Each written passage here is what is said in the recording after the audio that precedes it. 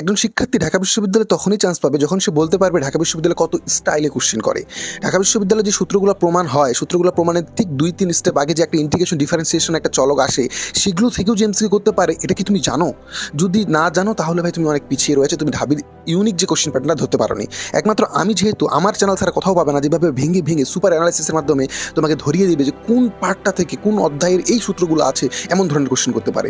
So এই সেন্সটা নিয়ে আমার একটা ফিজিক্স সুপার অ্যানালাইসিস এপিসোড আসবে, যেখানে আমি দেখিয়ে দিব যে কত স্টাইল এই কোশ্চেনগুলো করতে পারে। আর যারা আমরা অলরেডি সাজেশন শিটগুলো সংগ্রহ করেছো বা অ্যানালাইসিস শিটগুলো সংগ্রহ করেছো বিগত 20 বছর, তোমরা জানো যে এই ধরনের কোশ্চেন হতে পারে। সো দেখো এটা কিভাবে সমাধান করতে হয়। E = CX square. ওকে, তো এখানে একটা যেহেতু ভেরিয়েবল তুমি দেখতে পেয়েছো, তাহলে প্রথমে তাহলে বুঝে নিতে হবে যে এটা এই জেনারেলভাবে সমাধান হবে না, যেহেতু এটা ইন্টিগ্রেশনের মাধ্যমে সমাধান করতে হবে। ইন্টিগ্রেশন E - dv/dr, তো dv/dr কে ইন্টিগ্রেশন করলে হবে v, আর E এখানে বসাই দিয়ে CX স্কয়ার। এটাকে যদি তুমি ইন্টিগ্রেশন করো, C যেহেতু ধ্রুবক, x স্কয়ার ইন্টিগ্রেশন করলে হবে x³/3। তাহলে অ্যান্সারটা কি হচ্ছে -2 চলে গেল -3x³/3। তো আশা করি তোমরা বুঝতেছো। যারা এখন শিটগুলো সংগ্রহ করেন আশা